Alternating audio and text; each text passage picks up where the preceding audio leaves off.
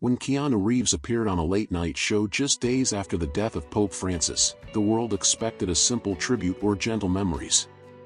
But what unfolded instead was a live unraveling of secrets, a confession never meant to be shared, involving the Vatican, a hidden letter, and a prophecy that may reshape the meaning of faith itself. Before we dive deeper, tell us, what's one thing you truly admire about Keanu Reeves? Drop it in the comments, and don't forget to subscribe, because what he reveals tonight might change everything. The studio lights shimmered softly, casting a gentle glow on the polished floors as the late-night set buzzed with a quiet, respectful energy. It was just days after the passing of Pope Francis, and the air held a weight, a kind of collective stillness that couldn't be filled with jokes or applause. The audience sat, leaning forward, phones hidden despite the warning signs, all of them there for one reason: Keanu Reeves. He entered without flair, dressed in a black suit with no tie, his hair longer than usual, his steps steady but silent. He shook the host's hand gently, then took his seat. What looked like just another late-night interview was about to shift into something no one expected. On the table sat a glass of water, a few cue cards, and in the middle, almost like a relic, a small golden rosary resting on a deep blue velvet cushion. "So, Keanu," the host began with a polished grin, trying to lift the mood. "What a time, huh? The Pope has left us, and you still look like you might live forever. What's the secret? Holy water?" The crowd chuckled, but Keanu didn't. He only offered the faintest smile, eyes fixed on the rosary in front of him. His silence stretched beyond awkward, it turned heavy, drawing everyone in. The host tilted his head, trying to pull the moment back. "Everything all right? You're even more peaceful than usual tonight." Still no real answer. Keanu's fingers gently brushed the edge of the rosary. His gaze dropped, his breathing slowed. And then, he spoke. "There was something he told me, in Rome." His voice was quiet, as though not meant for the microphones. The room hushed immediately. "Something no one else knows. And maybe I shouldn't say it, but," he paused, lifting his eyes. "Maybe now, I have to." The crowd, the cameras, the crew, all of them stopped. The host blinked, unsure whether they were still on script or drifting into something unscripted. "What are you talking about?" he asked, half smiling, half worried. "What Pope Francis entrusted to me," Keanu said slowly, "what he didn't want to die with him." The host looked at the crew, but there was no direction, no guidance. Everyone was frozen. Keanu wasn't here to promote anything. He wasn't selling a movie or recounting a funny set story. Something else was happening. "Years ago," Keanu said, his tone steady but intimate, "I got a letter. No return address. Delivered to my hotel while I was filming in Florence. It didn't seem real at first. Just a white envelope with a red wax seal. It had the Vatican crest." The audience didn't move. Inside, just a short note. Handwritten. No official stamp, nothing political. Just one line: "I would like to walk with you in silence among the olive trees." The room felt sacred. Not dramatic, sacred. "And did you go?" the host whispered. Keanu nodded. "Of course. I thought maybe it was about charity, or support for a cause. Something institutional. But what I found, it wasn't that at all." He leaned forward. "I was picked up by a plain black car, taken through a side entrance of the Vatican. A Monsignor greeted me. We didn't speak. We just walked, through halls, through courtyards, until we reached a garden. Underneath an old tree, he was waiting. Pope Francis." The host sat still. The audience hung on every word. He looked tired. Frail. But his eyes were the most alive thing I've ever seen. He started talking immediately. No greetings. He said he'd seen a video of me at a children's hospital. Visiting quietly. No press. No photos. Just presence. Keanu's voice wavered slightly. He said that kind of silence was louder than any sermon. Keanu paused, then continued with a deep breath. And then, He said something I've never forgotten. He said he felt like God had been quiet with him for years. Like the heavens had gone still. He said carrying the church was like shouting into an empty room. The audience reacted, not with sound, but with stillness. The kind of collective pause when everyone understands the moment isn't entertainment anymore. He told me, Keanu said, that silence could be survival. But also a trap. That one day, the church might begin to mimic that silence, and lose its voice forever. The host tried to lighten the mood again. And what did you say to him? Keanu shook his head. Nothing. I just listened. And then? He handed me an envelope. Sealed. Said to me, if I'm gone before I see you again, you'll know what to do. Keanu's hands rested gently on the table now. I kept it. Carried it through every hotel, every set, every country. Never opened it. Until now. The audience gasped softly. Even the hum of the lights seemed to fade. Do you have it? The host asked, whispering now. Keanu nodded and reached inside his jacket. From a hidden inner pocket, he removed an aged envelope, yellowed, fragile, sealed in deep crimson with the papal crest. He didn't speak. He simply held it up for the cameras to see. Then, slowly, reverently, he broke the seal. He unfolded the letter with great care, the paper whispering as it opened, and began to read aloud, his voice low but distinct. To the man of silence, who observes more than he speaks, and carries more light than he lets show, the room fell into a stunned stillness. Even the host leaned in unconsciously, eyes wide. Keanu's eyes moved across the page, his tone reverent. This world does not need more saints draped in gold. It needs men willing to walk through shadows and still carry fire. I write this as one torn between duty and despair. I've spent years behind marble, wearing the crown of Peter, but swimming through currents I could never clear. Keanu stopped, swallowing hard, then looked back to the paper. There are powers within this institution that cannot be exorcised. They wear crosses, but act like predators. I tried to shine light on them. I failed. And now, if my voice is silenced, I ask you, an outsider untouched by our politics, to protect the truth. Not to fight, but to preserve. He looked up, eyes glinting slightly in the studio lights. There was another page, he said quietly, almost as if remembering it in real time. A prophecy. The host shifted, visibly unsettled. A prophecy, he repeated, uncertain whether to believe or dismiss it. Keanu pulled the second sheet out and glanced at it for a moment before continuing. He wrote, "The one who unravels me will not come from within. He will smile. He will dress as a friend. But inside him is the void." The words, spoken aloud, struck the room like an echo from somewhere ancient and forgotten. Several audience members audibly inhaled. He believed, Keanu said slowly, that the next collapse of belief wouldn't come from betrayal, but from imitation. From someone who looks holy, but empties the world of meaning from the inside out. There was a silence no camera could capture. A kind of spiritual pause. The host tried to reclaim his footing. You're saying he thought this was already happening? Keanu nodded. Not just thought. He feared it. The host looked briefly off stage, hoping for a cue, a message, something to break the tension. But none came. No one in the crew moved. Keanu leaned forward, fingers gently stroking the edge of the letter. He also told me something else that night, he said, turning to the audience now. He said the next step of faith may not come through the church at all. That it may rise elsewhere. In someone the church wouldn't expect. The host's tone softened. You mean, someone like you? Keanu didn't respond right away. His eyes returned to the rosary, still resting quietly on the table. He believed faith had to evolve, he said softly, but was terrified it would be manipulated before it could. For a long moment, no one spoke.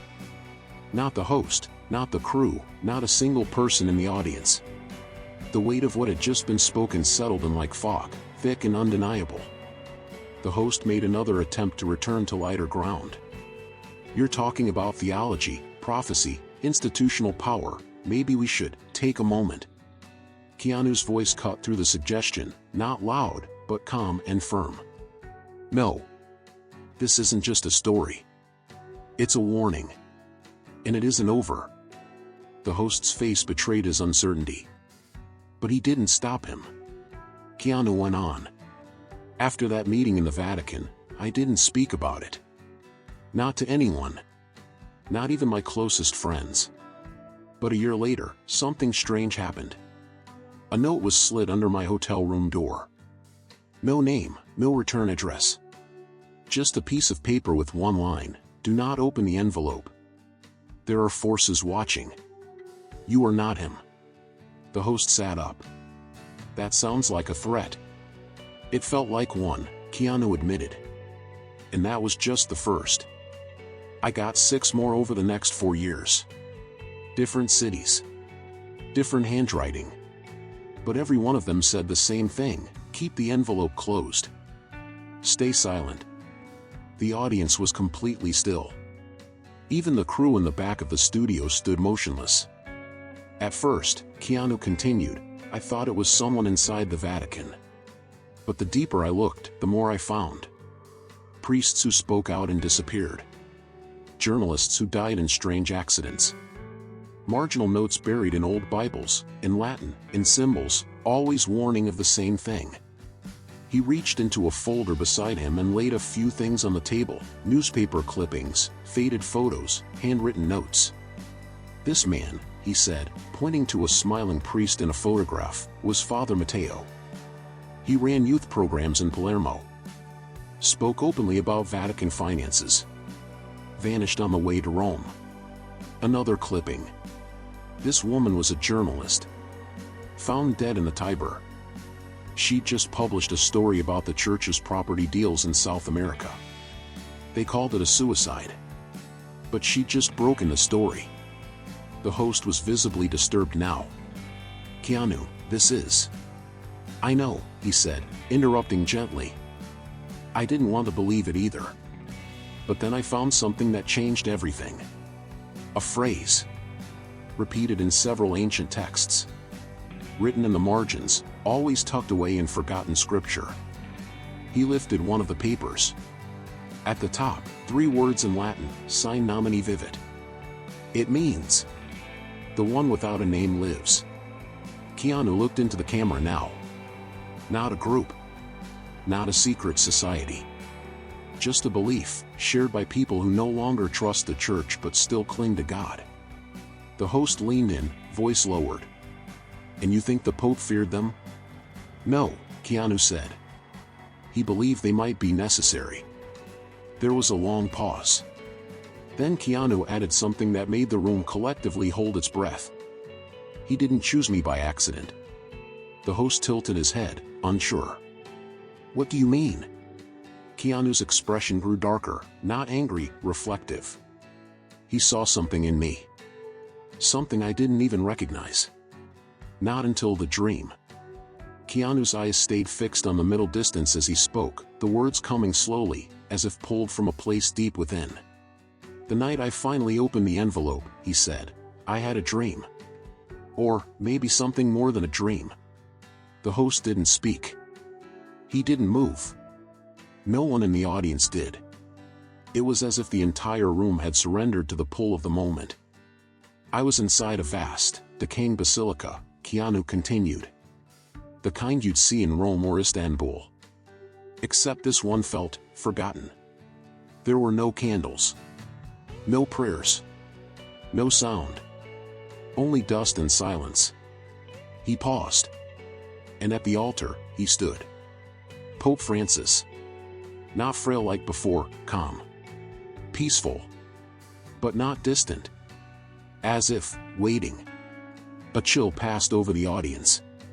The host leaned forward, voice just above a whisper. What did he say? Keanu closed his eyes briefly, then opened them with purpose. He said, You thought you were just an actor. But I saw something else. A man who carried silence like armor. Keanu let the line hang in the air. The audience didn't applaud. They didn't blink. It wasn't that kind of moment. I woke up sweating. Shaking, he said. It didn't feel like imagination. It felt placed. Given. The host finally asked, "Do you believe it was really him?" "I don't know," Keanu said honestly. "But it changed me." He reached into his coat pocket and brought out a small leather-bound notebook. Its edges were worn, its cover soft from years of handling. "After that night," he said, "I started writing. Every day. Every night. Questions. Symbols. Things I didn't understand. I don't even know if all of it came from me." The host was visibly shaken. "Keanu, are you afraid?" He considered the question carefully. "I was," he said finally. "For a long time. But now I think the fear itself was the first test." He looked back at the rosary, still on the table. "In that dream," he added quietly, "the Pope told me something else. Just before it ended." The host waited. Everyone waited. Keanu's voice dropped to a whisper. "Your silence will become a doorway," he said. "But you will have to decide whether to open it for others, or keep it locked." The words landed like a stone in still water. The host didn't know what to say. Clearly overwhelmed, he leaned back in his chair. "This is not what I expected when you sat down here tonight." Keanu gave a soft, worn smile, the first in a long while. "It's not what I expected when I walked into the Vatican, either." "So, why now?" the host asked. "Why reveal this on live television?" Keanu turned toward the camera, his expression steady. "Because the truth whispers, while lies shout. And if I don't say this now, I may never get another chance." He leaned back slightly, his hands resting calmly on the folder in front of him. "And because," he added, "there's something else I need to show you." The host hesitated. "Is it dangerous?" "Maybe," Keanu admitted. "But what scares me more is what might happen if I don't." He reached into the folder once more, this time pulling out a thin, rectangular object, not a letter, not a document. It was a photograph. Worn around the edges. His fingers trembled just slightly as he held it. The host leaned in. "What is that?" Keanu didn't flip it immediately. "It's a picture," he said, "from the night I walked with him in the garden." The audience barely breathed. It arrived anonymously, years later. No explanation. Just the image. Me. Him. The olive tree. But, he hesitated. "There's something else in it." The host furrowed his brow. "What?" Keanu turned the photo over, but only showed it to the host, shielding it from the cameras. "Look closely," he said, pointing near the edge. "Behind the tree." The host squinted, his expression shifting quickly from curiosity to unease. "There," Keanu said, "a hooded figure. Just watching." The host blinked. "Could be anything. A shadow. A gardener. A guard." Keanu nodded. "Maybe. But this same figure appears in 3 other photographs I've received. Different places. Different years. Always distant. Always watching." He placed the other photos on the table, their images turned away from the camera, visible only to the host. "The last words the Pope ever spoke to me, in that dream, were, 'You'll see the shadow before you see the light.'" The host didn't respond. His hand instinctively moved toward his glass of water, but he didn't drink. Keanu placed the photos carefully on the table, beside the rosary and the open letter. The Vatican never said anything about them. Never acknowledged them. But every time one appeared, another warning followed. Always anonymous. Always urgent. He looked back at the audience now, his eyes clear but heavy. This isn't a theory. This isn't fiction. Something is coming. And the institution that was supposed to prepare for it, might not be the one to face it. He stood. Slowly. Calmly. "Faith isn't dead," he said, turning toward the curtain. "It's waiting." He paused and looked back. And silence isn't always peace. Sometimes, it's the beginning of war. As Keanu stood near the curtain, a dense hush lingered in the studio. He didn't leave. Not yet. Something in his posture said he wasn't finished. He looked over his shoulder toward the host, not for permission, but for acknowledgement. Slowly, he returned to the table. "There's one last thing," he said. His voice had grown softer, more grounded. Less performance, more confession. Something I've never spoken aloud. Not to anyone. The host remained silent, his eyes searching Keanu's face for any sign of hesitation, but there was none. Keanu opened the folder again and pulled out a different kind of document, thinner, more fragile. A single, typed note on yellowing paper. He held it up so the host could see. "This arrived just a few weeks before the Pope died," he explained. "No return address. No signature. Just slipped under my hotel room door." He began to read. "He is surrounded. If you open the envelope, there will be consequences.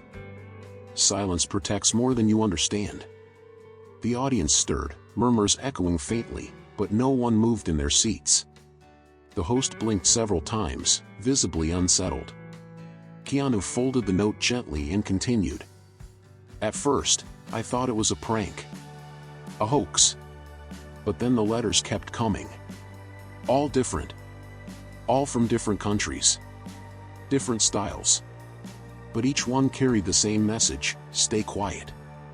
Stay hidden." The host finally asked, "Did you ever try to find out who sent them?"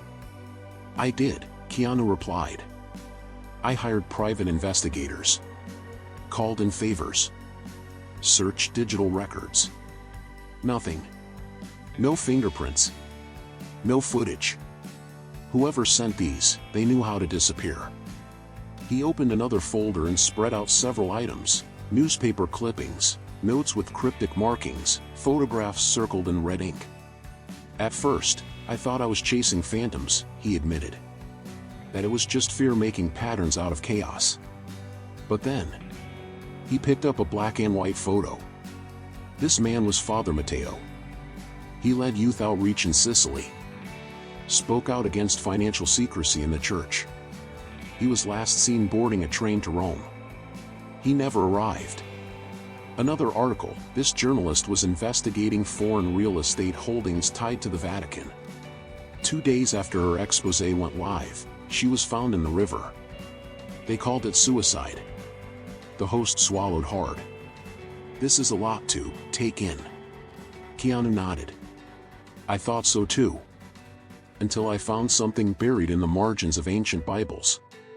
Handwritten. Never catalogued. Notes. Symbols. Warnings." He slid one of the notes toward the host. It was a rough sketch of an eye with 3 Latin words beneath it. "Sign nomine vivit," he read aloud. "Without name, it lives." The phrase seemed to hover in the air. "It's not a group," Keanu clarified. "Not an order. Not even an ideology. It's a whisper. A belief. Shared quietly among those who have lost faith in the institution, but not in God." The host whispered, "And you think the Pope knew about them?" Keanu shook his head. He feared them. But he also believed they might be necessary. Because he knew the church, as it stands, may not survive what's coming. The host leaned forward, both hands on his knees, as if grounding himself. "And what do you believe?" Keanu's expression shifted, not fearful, but clear. "I believe he didn't pick me by accident. That he saw something in me, something quiet. Something useful." He paused, then said, "I didn't see it at the time. Not until the dream." The host nodded slowly. "The dream again." Keanu set the papers down and spoke more softly now, his voice dipping beneath the hum of studio lights. "It wasn't just a dream. It was like being pulled into a memory I didn't live." He looked out toward the audience. "I was in a church. Huge. Empty. Covered in dust and light. My footsteps echoed like thunder. And at the altar, he stood, Pope Francis. But he wasn't sick. He wasn't dying. He looked clear. Unburdened. "What did he say?" the host asked, voice low. Keanu took a breath. He said, "You thought you were only meant to play a man of conviction. But I saw who you truly were. You carry silence with dignity." There was a sharp stillness, as if the room itself had stopped moving. He told me the church was drowning in its own echo. That the voice of God had been buried beneath centuries of noise. And that only someone who understood the power of silence could ever hear it again. The host exhaled slowly. "Do you believe it was a real message?" "I don't know what it was," Keanu replied. "But it changed everything." He reached into his inner coat pocket again and took out a small, heavily worn notebook. "I started writing after that. Not for the public. Not for a film. Just to understand. Symbols. Patterns. Thoughts I couldn't explain. Sometimes it didn't even feel like my own hand." The host studied the notebook carefully. "Have you ever told anyone about this before tonight?" "No," Keanu said. "Never." The host hesitated. "And, are you afraid now?" Keanu looked at the rosary again. "Not like I was. I think the fear was a gatekeeper. The first step. I had to walk through it." He paused, then added, "The Pope told me something else. Just before the dream ended." "What was it?" Keanu turned to face the audience. He said, "Your silence is a key. But you must choose whether to open the door, or let it rust shut forever." The host sat frozen, his face no longer polished or prepared, but caught between awe and disbelief. "This is beyond anything we've ever aired," he said softly. Keanu gave a small nod, almost like he understood that no reaction would ever fully match the weight of what had just been shared. "There's one more thing," he said. "Something I've been holding back, until now." He reached into the folder one last time and slowly pulled out something no larger than a postcard, its edges worn, its corners slightly curled. "This is a photograph," he said. "Taken the night I walked through the Vatican gardens with Pope Francis. I didn't know it was being taken. It arrived in the mail, years later. No note. No name." He turned it over in his hands, then placed it on the table, facing the host but away from the cameras. "That's me. And that's him. But there, look behind the olive trees." The host leaned forward, squinting. His eyes widened. "There's someone there."